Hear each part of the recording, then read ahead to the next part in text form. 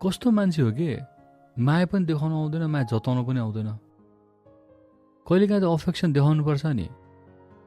सुरुमा त खुब प्रेम गर्छु, मैले आई लभ यु नभन्दा पनि आई लभ यु भन न, घरिघरि भन्नु पर्छ भन्दै टिकटक जस्तै गर्थ्यौ त। अब जब मलाई तिम्रो बानी पर्यो, तिम्रो बोली सुनिरहने आदत लाग्यो, त्यसपछि त वास्तै नगरे जस्तो गर्छौ। म विविधलाई थर्काउँदै थिएँ। विविध अचम्मको थियो। मनको कुरा मनमै साँचेर राख्ने।